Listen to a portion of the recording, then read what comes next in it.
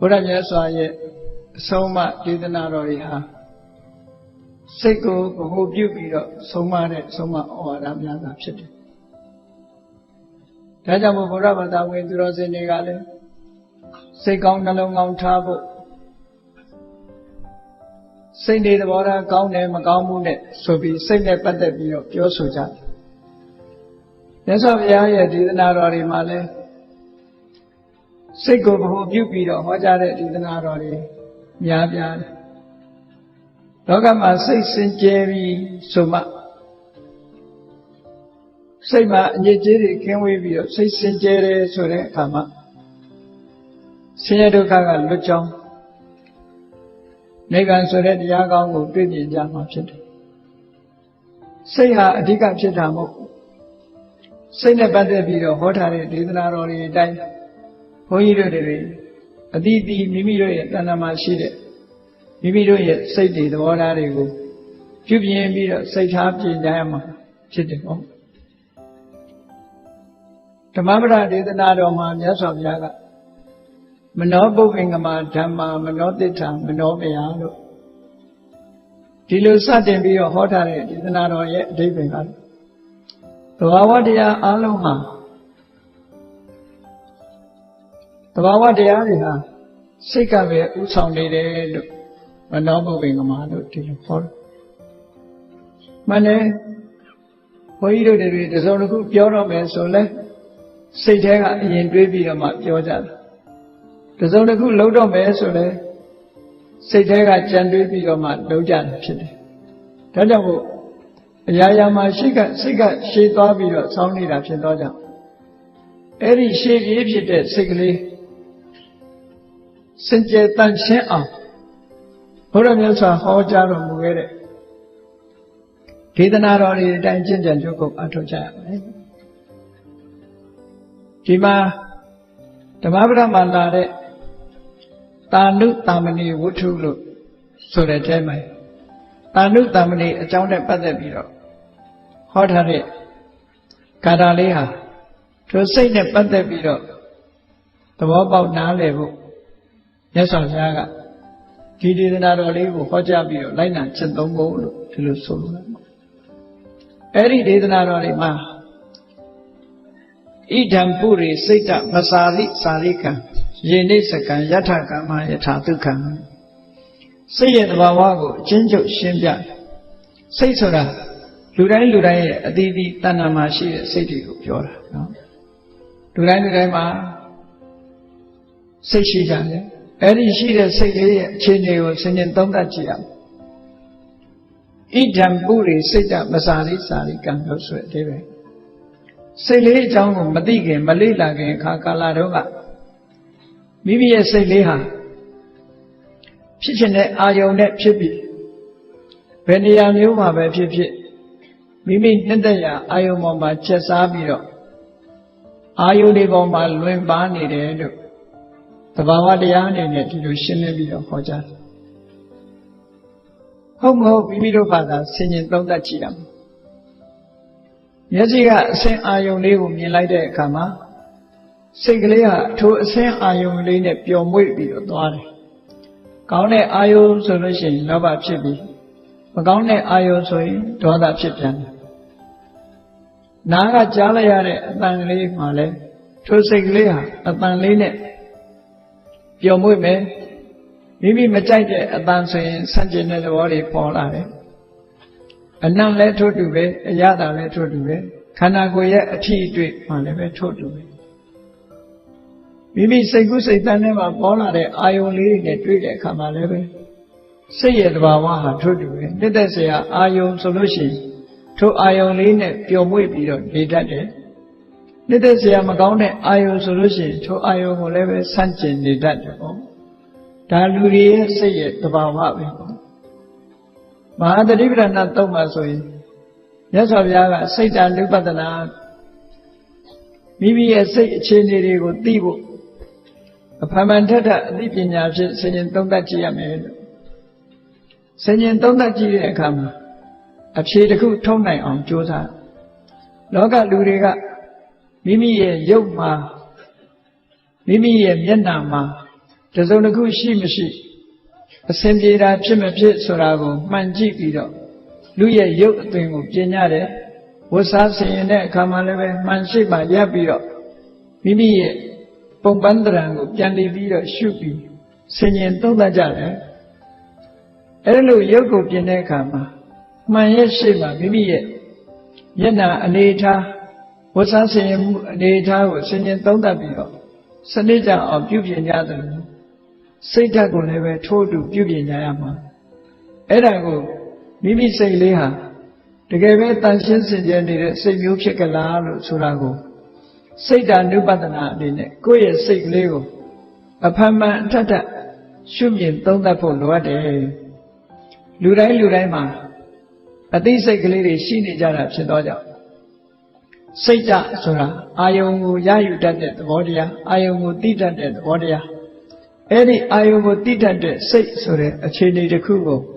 အနုပဒနာဉာဏ်ဖြင့်အဖန်မှန်ထထဆင်ញင်သုံးသပ်ခြင်းလို့ဒီလိုအဓိပ္ပာယ်ရပေါ့အဲ့ဒီလိုစိတ်ရဲ့အခြေအနေတစ်ခုကိုဆင်ញင်သုံးသပ်ပြီးဆိုတဲ့အခါမှာလိုအပ်ချက်တွေကဘာတွေတုံးလို့ဆိုတော့ဝိရိယလိုအပ်တယ်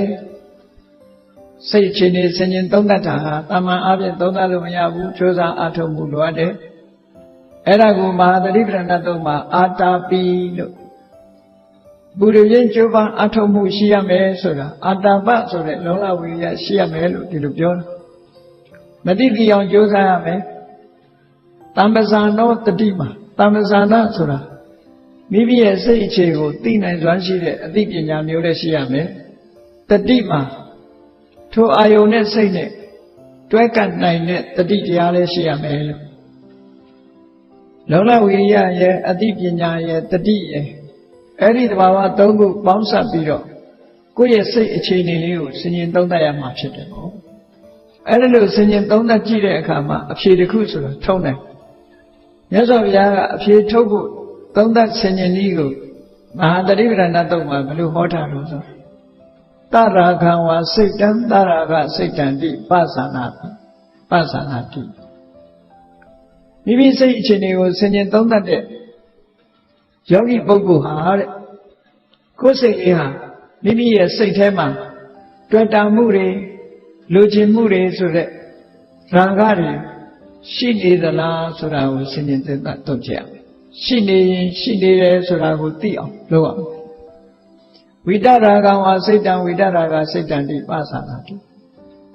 တွေ့တာမှုတွေမိမိစိတ်ထဲမှာမရှိဘူးဆိုလို့ရှိရင်လည်းမရှိဘူးဆိုတာသိအောင်ကြိုးစားရမယ်ဆိုလိုတာကတော့ကိုယ်စိတ်ထဲမှာလောဘရှိမရှိသိအောင်ကြည့်ရမယ်လို့ဒီလိုပြောတာဒေါသရှိမရှိကြည့်အောင်သိအောင်လုပ်ရမယ်မောဟတွေရှိမရှိသိအောင်လုပ်ရမယ်အဲ့ဒါလို့သိအောင်လုပ်ရမှာပထမသိလာတဲ့အခါမှာအဖြေထွက်လာတဲ့အခါမှာငါစိတ်ထဲမှာလောဘလည်းရှိတယ်ဒေါသလည်းရှိတယ်မောဟလည်းရှိတယ်ဆိုရင်အဲ့ဒီလောဘဒေါသမောဟဆိုတဲ့စိတ်ရဲ့အညစ်အကြေးတွေကိုဖယ်ရှားဖို့ကြိုးစားကြရမှာပဲဒါလောကသဘာဝကိုကြည့်လိုက်မယ်ဆိုလို့ရှိရင်လူတွေဟာကိုယ်ဝတ်တဲ့အဝတ်ကလေးကိုကြည့်ပြီးဘယ်နေရာဖြစ်ညစ်ပေနေတယ်ဘယ်နေရာဖြစ်ညစ်ပေမှုမရှိဘူးဆိုတာကြည့်ရကြည့်တဲ့အခါမှာကိုယ်ဝတ်တဲ့အဝတ်ကလေးညစ်ပေနေတယ်ဆိုလို့ရှိရင်ဆေးကြောကြဖွတ်လျှော်ကြထို့တူပဲကိုယ်စိတ်ကလေးဟာညစ်နွမ်းနေသလားတန်ရှင်းနေသလားဆိုတာကိုယ့်ကိုအကဲခတ်ကြည့်ဖို့လိုအပ်တယ်လို့မြတ်စွာဘုရားကဒီလိုဆုံးမတာနော်အဲ့ဒီလိုဆုံးမတဲ့အခါမှာအဖြေဆိုတာထွက်လာမှာပဲအဖြေဆိုတာထွက်လာညင်နွမ်းနေတဲ့အဝတ်တစ်ခုကိုဆက်လက်ပြီးအသုံးပြုနေမယ်ဆိုရင်နော်မိမိအတွက်ဂျာမကြီးလည်းထိခိုက်နိုင်တယ်လူမြင်သူမြင်မှလည်းအမြင်မတည့်ဘူးဖြစ်နိုင်တယ်ထို့တူပဲစိတ်ကလေးညင်နွမ်းနေတာကိုဆေးလျော်ဖွတ်လျှော်ခြင်းမလုပ်ဘဲနဲ့ဒီစိတ်ကိုလက်ခံထားမယ်ဆိုလို့ရှိရင်တော့သူတော်ကောင်းတွေအကဲပြစ်တင်စရာဖြစ်လာမှာပဲစိတ်ညင်နွမ်းမှုဟာရုပ်ညင်နွမ်းတာတဲ့ပို့ပြီးတော့ဆိုးတယ်လို့မြတ်စွာဘုရားဒီလိုဟောဒါကြောင့်မို့မဟာသတိပဋ္ဌာန်သုံးမှာအရေးတကြီးမြတ်စွာဘုရားစိတ်တံဥပဒနာဆိုတာကိုထည့်သွင်းပြီးတော့ဟောတာကိုယ်စိတ်အခြေအနေတွေသိအောင်လူတိုင်းဟာကိုယ်စိတ်အခြေအနေသိအောင်ကဲခတ်ကြလေ့လာကြရမယ်သုံးသပ်ကြသုံးသပ်ပြီးအဖြေထုတ်ပြီးတော့စိတ်ရဲ့အညစ်အကြေးတွေကိုဖယ်ရှားဖို့ကြိုးစားရမယ်စိတ်ရဲ့သဘာဝကိုလေ့လာသုံးသပ်တာပဲဒါကြောင့်မို့ဣ Idam Puri Seta Masari Sari Kanso. Sego, don't that Sanyamu Malokinga. Dise Leha. Tu Chaitalo, Tu Chaite Ayone. Your pipe beat up. Tuanla, Lo Shabi, Ayone Voma, Chesan, Nigere Sura. Minigura, Chetoloya. Cosay Lego, Tenjo Mishive, Lutalime solution. Say Dore now. No balare, say Dore now, go balare. I don't know, Chilla Lucian. Sika Georgianari, say Tema Pola Lucian, no got like Yore. Lucianari, Pola, Kama, Godile, like Lote. Edo, say Tema, Pore, Aya, Alo, like Yoa Mala, like Pio. Loya Mala, solution. Ugomame, Ludiago, Modi, say Pola, Yachin, Netchen, Aresu. Gobi, Mone, say that, no, Yang Nemeso, Chatanari, Medepi Ula. No, Eda Jamudo, say Tema, Pite, Dine, Puro Lemia, Lolo, Yabu. Say Teshida, drop your one lobe solution. Chatanari, Yoso, Tella, 9 years soda. Go down, let me, gentle teaching option. Think I have all.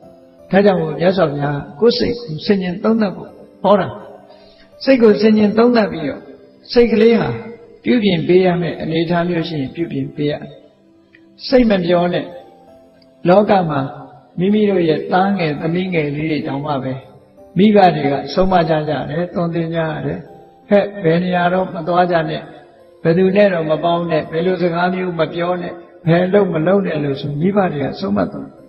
Shawyama, Sawyama, Abeda, Nakushi. Told you where Satama leve, Majedinari, Majipo, Pidinari, Pipo Suraha, Tabawa, Dime, singing, then don't that be Chicha, Dara, Hodam Yasa, Hojave, Nisan Nitakui. Yasavia, Somaha, Mind Center, teaching the college, and Seiko, who give you Somala. Dada say her, Yaya, Usoni, Rapsanoja. Say her, just seen it a second, the new Chilen in a second, the new Nobody, Donari, Mohari, Lomotano, Yopye, Pomye, Pamye, Pini, say. No, Lava Mohari, looking below, Vida Garunari, Lanchone, look. Tanshin Senjani, say, say a chain, Namushi, Abe. Erelu Namushi, Kama. The Lava Mohari, Chasitalo. Pomjet, Pamjet, Chili, Surabo, Patota, say, Locore. Any Brota, say, Locore, just seen it as saying, Manata, say, Brotina, Padadiwa, Corodiwa.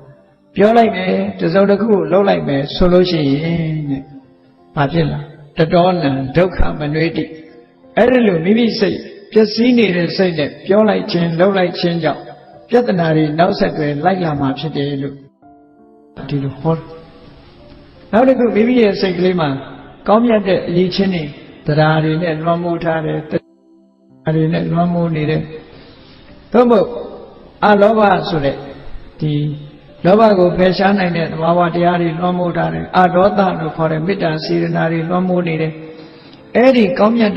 the Wawatiari Ramutare, Sekleo, but not Seta, Chilin, a chicken and Selokor. The Rashivi, come yet. A great and she say, a Miako you people on. Do that. Guni, social day, a Miajo, Sayade.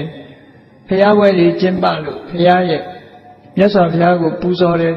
Fludanyare, or Teadama Tanyare, Teachinare. Called it a loading, Lola, so say her. Taman say Mahobu, that I lunch on Tare, say,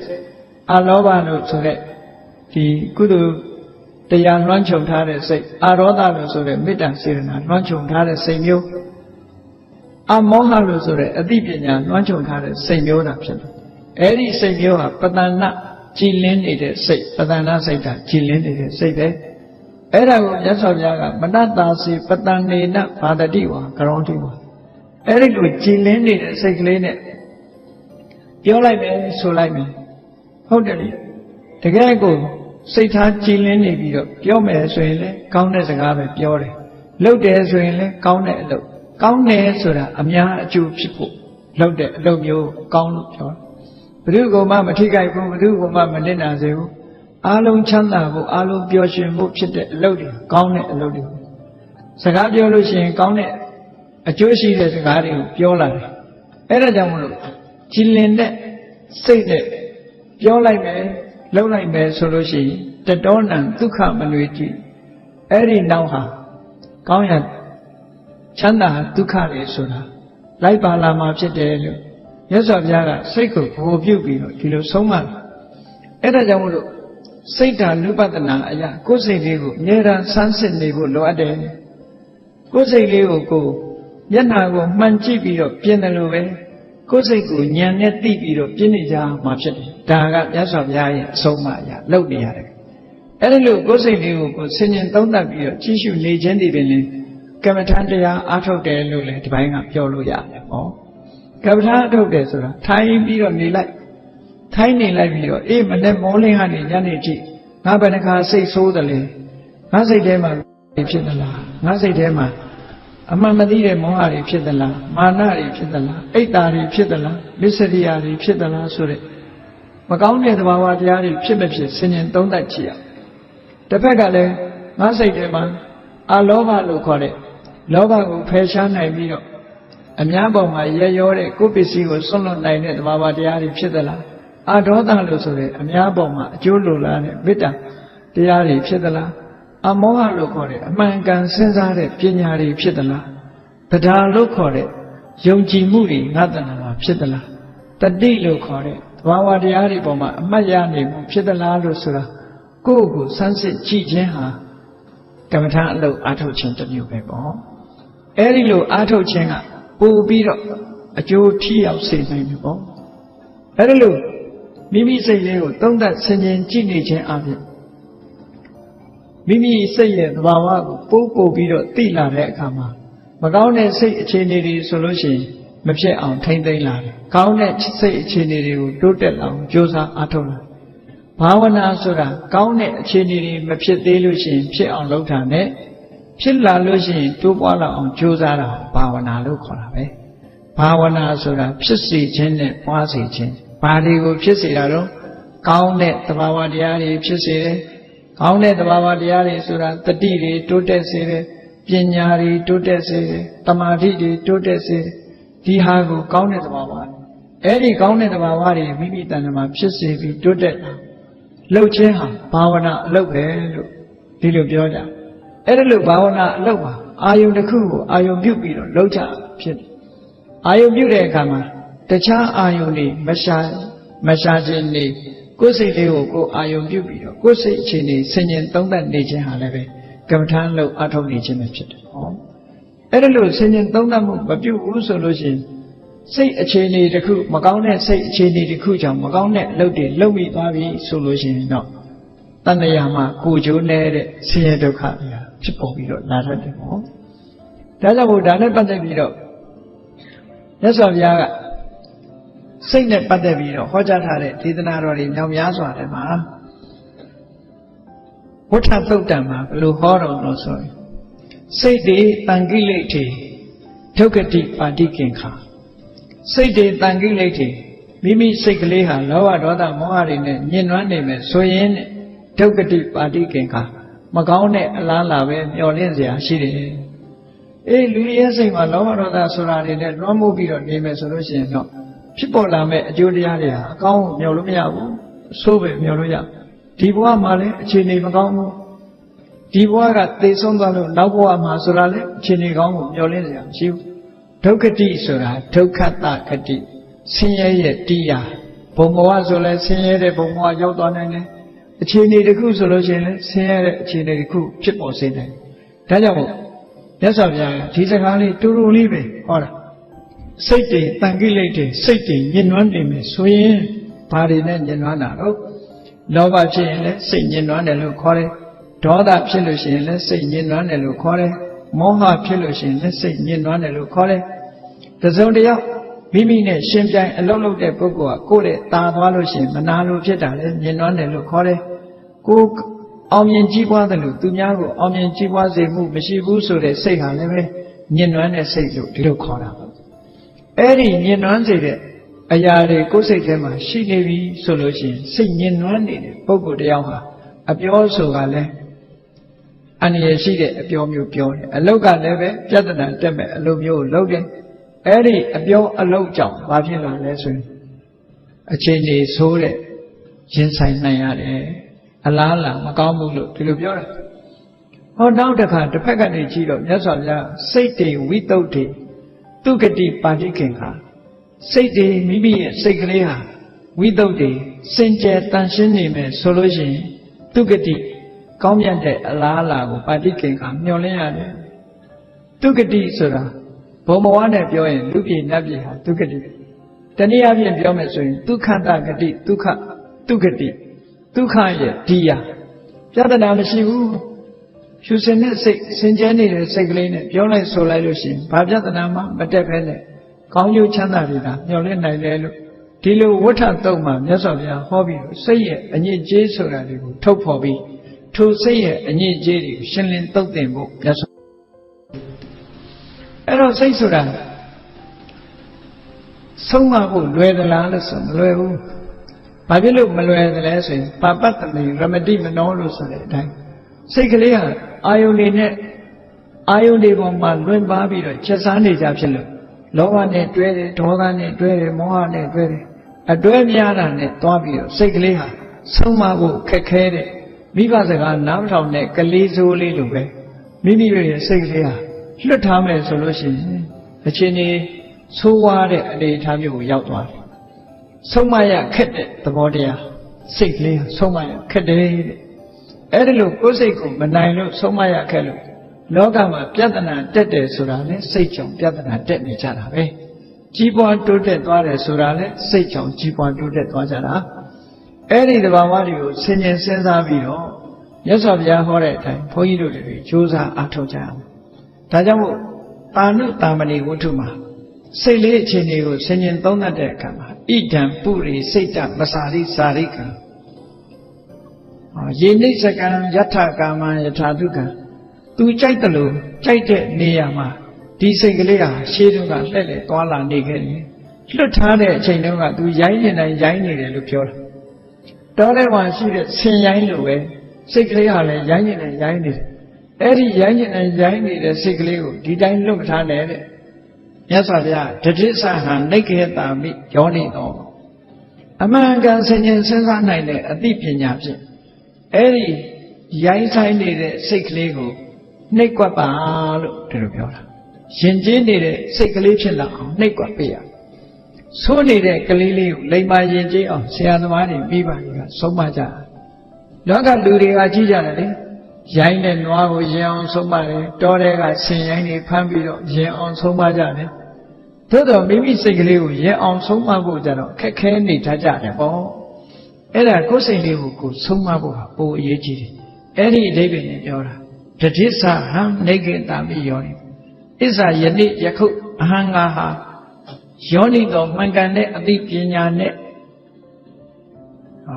ပညာနဲ့တန်ထိုစိတ်ရိုင်းကိုနိဂ္ခေတာမိနှိပ်ကွက်မယ်ဆုံးမမယ်ကိုမသွားစေခြင်းတဲ့စီကိုမသွားရအောင်ကိုမပေါင်းစေခြင်းတဲ့သဘာဝတရားတွေနဲ့မတွဲမိအောင်စိတ်ကလေးကို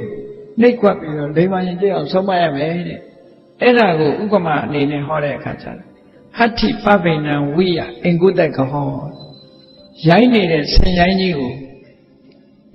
ချွန်းကင်ပြီးတော့ဆင်ဥဒကြီးဟာမိမိခိုင်းတာကိုလုပ်ပြီးလိမ္မာရင်ကျေးတဲ့ဆင်ဖြစ်အောင်နော်လေ့ကျင့်ပေးတယ်လို့ပဲဒါကြောင့်မို့ရှေးပညာရှိတွေကစိတ်ဆင်ရိုင်းလို့ဒီလိုနာမည်သုံးတာ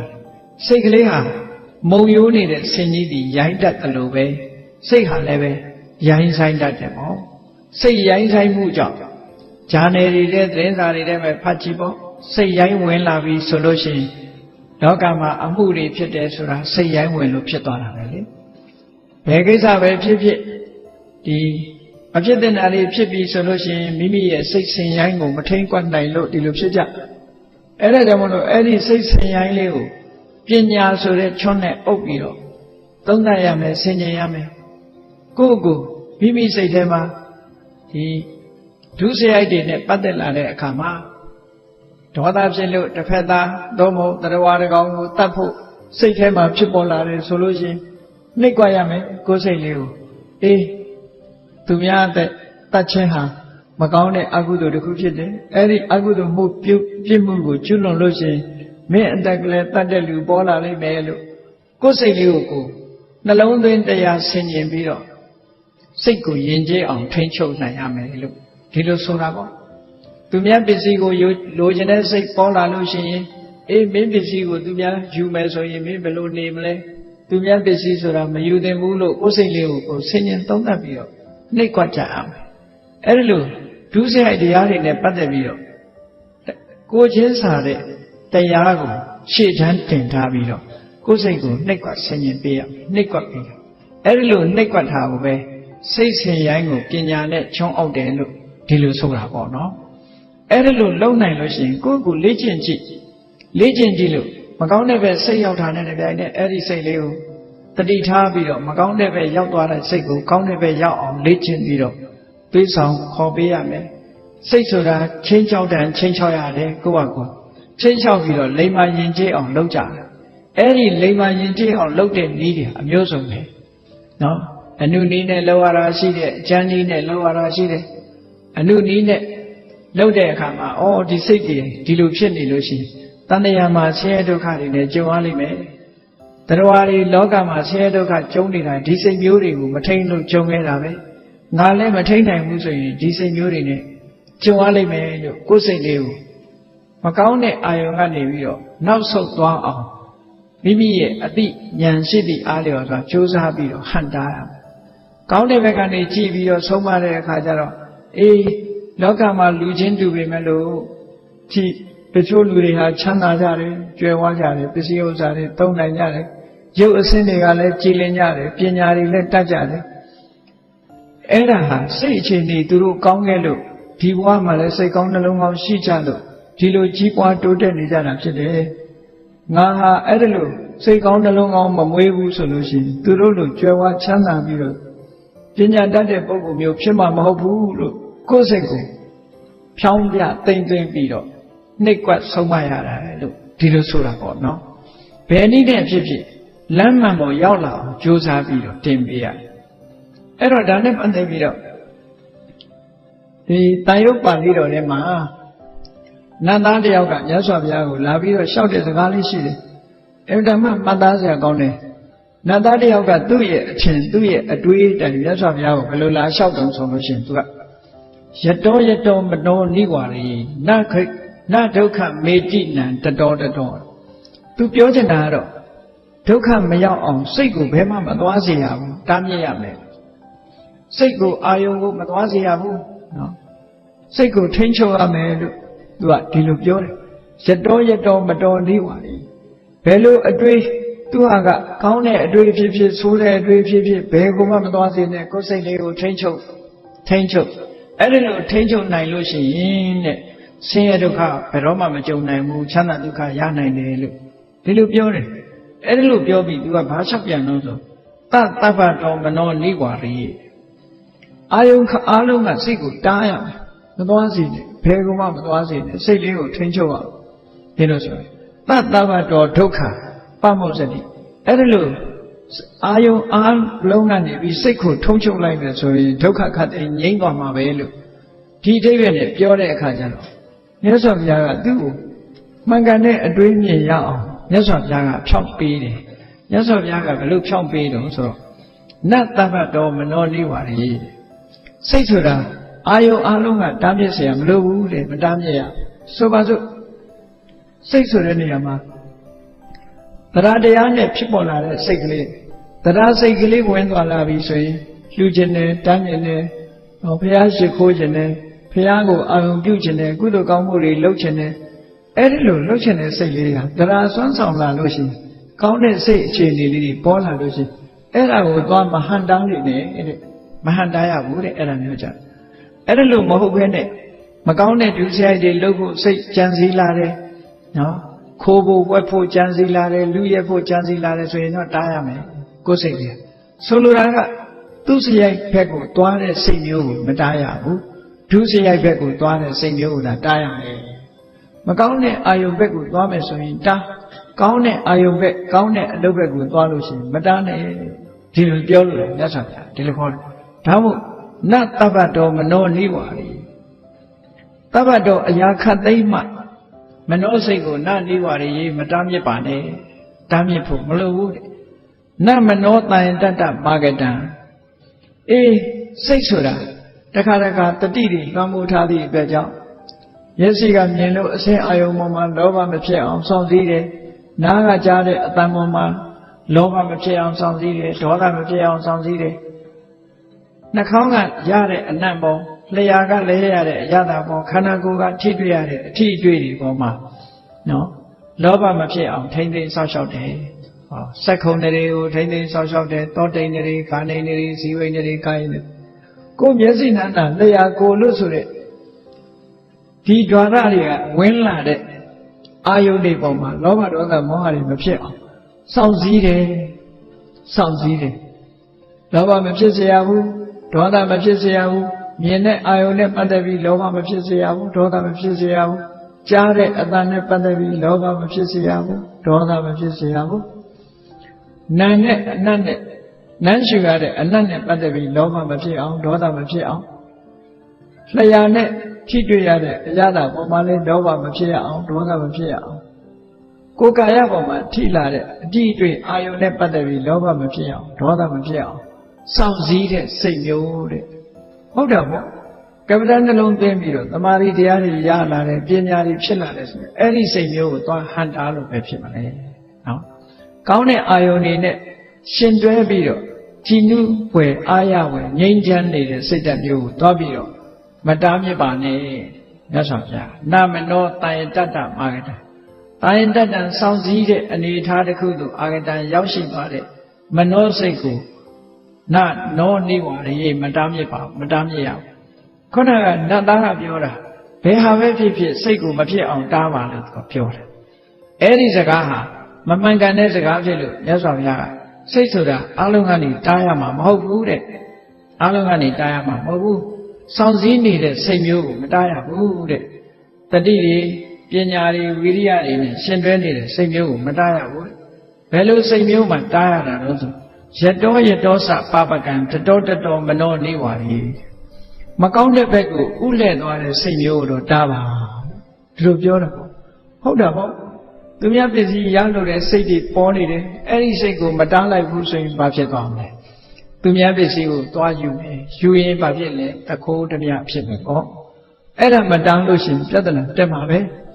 အဲ့ဒါကြောင့်မကောင်းမှုဒုစရိုက်ပဲဥလဲ့သွားတဲ့စိတ်မျိုးကိုတော့နိုင်အောင်တားရမယ်ဘယ်လိုနိုင်အောင်တားရမလို့ဆိုရင်ဆင်ရိုင်းကိုချွန်းနဲ့အုပ်ပြီးတော့နော်ဆင်ရိုင်းကိုချွန်းနဲ့အုပ်ပြီးတော့တားတယ်လို့အဲ့ဒီလိုတားနိုင်ရမယ်လို့မြတ်စွာဘုရားဒီလိုဟောလို့ရင်ဖြစ်တယ်အေးဒါကြောင့်မို့မြတ်စွာဘုရားသခင်ကိုရောမြတ်ကစိတ်ရဲ့အခြေအနေတွေနဲ့ပတ်သက်ပြီးတော့စိတ်တန်ဒန္တံဒုက္ခဝါစိတ်ကလေးကိုဆုံးမရမယ်ဆုံးမလို့ယဉ်ကျေးလာပြီဆိုရင်အဲ့ဒီယဉ်ကျေးတဲ့စိတ်ကမိမိတဏ္ဍာမှာချမ်းသာဒုက္ခတွေဖြစ်ပေါ်စေနိုင်တယ်တဲ့အဲ့ဒါကိုမြတ်စွာဘုရားကဟောတယ်စိတ်ရဲ့အခြေအနေနဲ့ပတ်သက်ပြီးဒုရင်ကမံဧကစရံအတရိရံဂုဟဖယရေစိတ်တံတာယမေတ္တန္တိမောက္ခန္တိမာရဗန္နနာလောကမှာအနှောင်ဖွဲ့တွေကလွတ်မြောက်ပြီးတော့ဆင်းရဲဒုက္ခကလွတ်မြောက်သွားတဲ့အခြေအနေတစ်ခုရောက်သွားကြတယ်အဲ့ဒီလိုအခြေအနေတစ်ခုရောက်သွားတဲ့ပုဂ္ဂိုလ်တိုင်းဟာဒီမိမိတို့ရဲ့စိတ်ကိုပိုင်ပိုင်နိုင်နိုင်ဆုံးမသွားနိုင်တဲ့ပုဂ္ဂိုလ်မျိုးတွေသာဖြစ်တယ်တဲ့တခြားပုဂ္ဂိုလ်မျိုးတွေဟာမဖြစ်ဘူးအဲ့ဒါကြောင့်မို့မိမိတို့စိတ်ကိုဆုံးမကြရမယ်လို့မြတ်စွာဘုရားသခင်ကိုရောမြတ်ကဒေသနာတော်တော်တော်များများမှာဒီလိုဟောထားတာရှိတယ်ပေါ့အဲ့ဒီမှာဒုရင်ကမံဆိုတာဘုန်းကြီးတို့တွေရဲ့စိတ်အခြေအနေလေးကိုဆင်ញင်သုံးသပ်ကြည့်စိတ်ဆိုတာဘလောက်ဝေးရောက်အောင်သွားနိုင်တယ်ဟုတ်တယ်အခုလိုတရားပွဲမှာတရားနာဖို့ရောက်နေတဲ့နေ့စိတ်ကလေးဟာအိမ်ရောက်မသွားဘူးလို့လည်းမပြောနိုင်ဘူးနိုင်ငံခြားရောက်မသွားဘူးလို့လည်းမပြောနိုင်ဘူးဟိုဒီအရတ္တသားဆိုတရားနာရင်ကလည်းရောက်သွားနိုင်တယ်ဘလောက်ဝေးတဲ့အာယုံကိုအာယုံပြုတ်တတ်တယ်လို့ဒါကြောင့်အဝေးကိုသွားရောက်တတ်တယ်လို့ဒီလိုအဓိပ္ပာယ်နဲ့ပြောတာနော်တကယ်ကတော့စိတ်ကလေးကအာယုံယူရတာဖြစ်တယ်မိမိရဲ့တဏ္ဍာကစိတ်ကထွက်သွားတာတော့မဟုတ်ဘူးသို့တော့ဘလောက်ဝေးတဲ့အာယုံပဲဖြစ်ဖြစ်အာယုံပြုတ်နိုင်လို့ဒုရင်ကမံဝေးလံတဲ့ယတ္တိတ္ထိအောင် ရောက်သွားနိုင်တယ်လို့စိတ်ရဲ့အခြေအနေတွေခုမြတ်စွာဘုရားဆင်ញင်သုံးသပ်စိတ်ရဲ့သဘောပေါ်လွင်လာအောင်ပြောတာဧကစရံစိတ်ဆိုတာတစ်ခုဖြစ်ပြီးမှတစ်ခုဖြစ်တာသွားခြင်းတဲ့စိတ်ဖြစ်ပြီးမှနော်စားခြင်းတဲ့စိတ်သွားခြင်းတဲ့စိတ်ပြောခြင်းတဲ့စိတ်ဆိုခြင်းတဲ့စိတ်ဆိုတာတွေကတပြိုင်တည်းဖြစ်ကြတာမဟုတ်ဘူးတပြိုင်တည်းဖြစ်တာမဟုတ်ဘူးဥပမာပဲလူတွေကတယ်လီဗီရှင်းကြည့်ရင်မျက်စိကလည်းဇာတ်လမ်းမှာပါတဲ့အယုတ်တွေကိုမြင်တယ်နားကလည်းသူတို့ပြောဆိုနေတဲ့အသံတွေကိုကြားတယ်ဒီထဲမှာမိမိကတရေစာလေးဝါပြီးတော့နေတယ်ရည်စားပြောရင်ရည်လိုက်သေးတယ်ဆိုတော့ဒါတွေဟာတပြိုင်တည်းဖြစ်နေသလားလို့ဆိုတော့တပြိုင်တည်းဖြစ်တာမဟုတ်ဘူးတစ်ခုစီတစ်ခုပြီးမှသို့တော့အလွန်လင်းမြန်တဲ့နှုံးနဲ့ဖြစ်တာဖြစ်တော့ကြောင့်တပြိုင်တည်းဖြစ်တယ်လို့လူတွေမှာထင်နေကြတယ်ပေါ့စိတ်ဆိုတာတစ်ခုဖြစ်ပြီးမှနောက်တစ်ခုဖြစ်ဧကဆိုတာ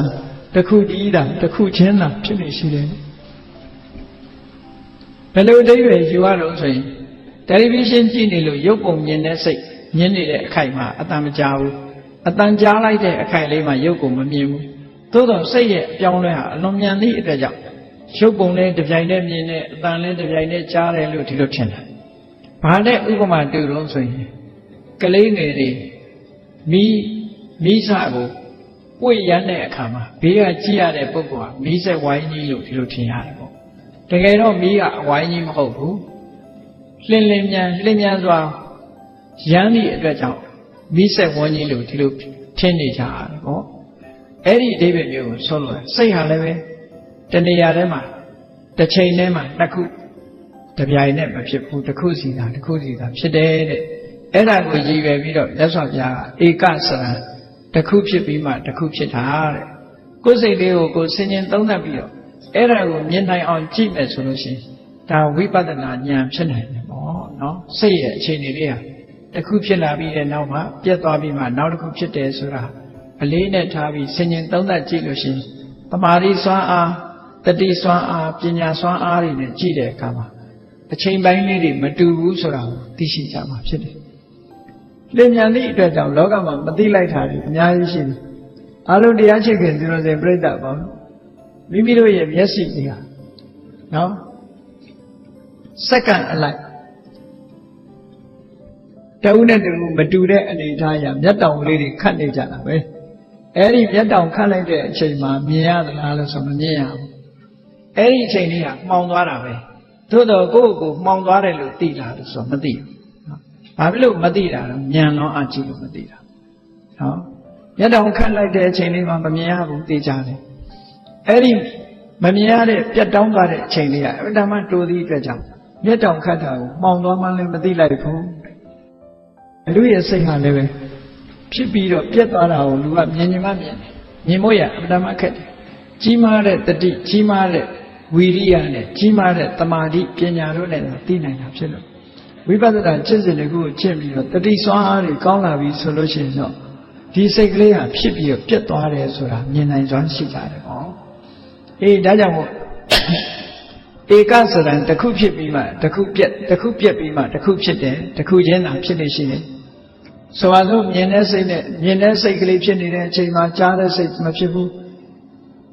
ကြားတဲ့စိတ်ဖြစ်နေတဲ့အချိန်မှာမြင်တဲ့စိတ်ဆိုတာမဖြစ်ဘူးသို့တော့တမ္မာအမြင့်ကြည့်မယ်ဒီစိတ်တစ်ခုဟာတပြိုင်တည်းဖြစ်နေတယ်လို့ထင်ရတယ်ပေါ့လင်းမြန်သည့်အတွက်ကြောင့်အတရိဒံစိတ်ဆိုတာရုပ်တည်လို့ပုံပန်းတရံရှိတာအကောင်းထဲမရှိဘူးအကောင်းထဲမရှိသည့်အတွက်ကြောင့်စိတ်ကိုပုံတရံနဲ့ပေါ်ပြလို့မရဘူးတဲ့ခုဟာတရားစိတ်ကလေးဟာမဟာဘုတ်ဆိုတာကို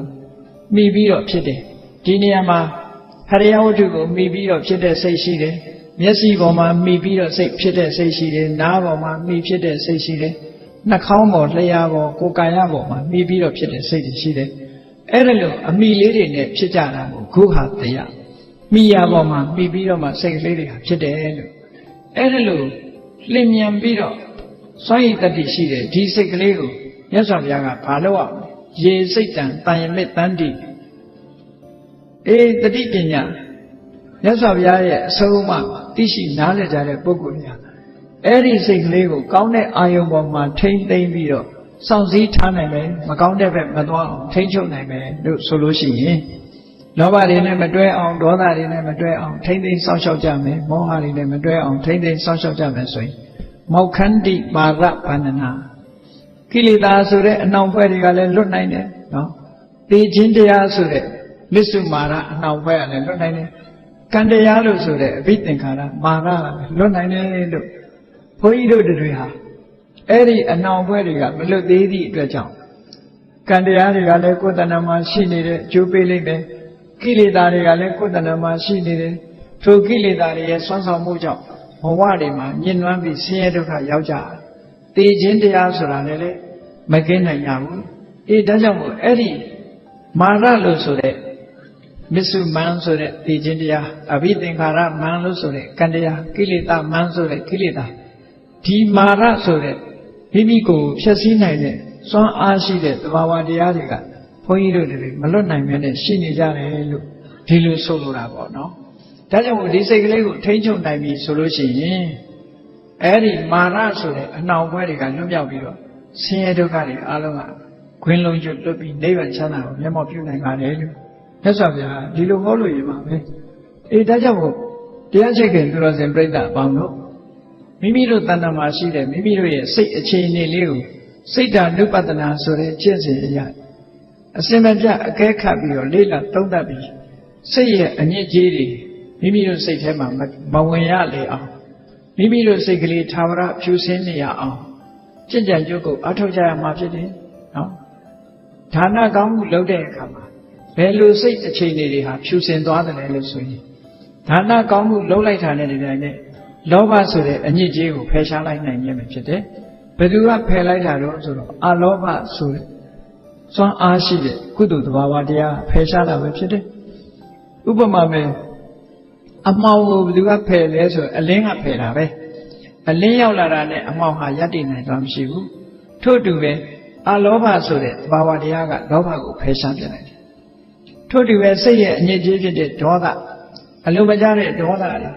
မိမိစိတ်ထဲမှာလွှမ်းခြုံနေပြီဆိုလို့ရှိရင်အဲ့ဒီဒေါသဆိုတဲ့အလိုမကျတဲ့အရာကိုအာဒေါသဆိုတဲ့မေတ္တာတရားကဖယ်ရှားပြနိုင်တယ်ပေါ့အာဒေါသဆိုတဲ့မေတ္တာတရားဖြစ်ပေါ်ပြီးတော့နေလို့ရှိရင်ဒေါသဆိုတဲ့အညစ်အကြေးဟာစိတ်ထဲမှာမဖြစ်လာနိုင်တော့ဘူးထို့အတူပဲအာမောဟဆိုတဲ့အသိပညာရောက်လာတာနဲ့တပြိုင်နက်မောဟဆိုတဲ့တွေးဝေမှုလုံးတင်တာနဲ့မလုံးတင်တာခွဲခြားမသိနိုင်ဘူးမလုံးတင်တာကိုလုံးတင်တယ်လို့ထင်မှုလုံးတင်တာကိုမလုံးတင်ဘူးလို့ထင်ပြီးတော့လွဲမှားမှုဆိုတာတွေဟာလည်းပဲ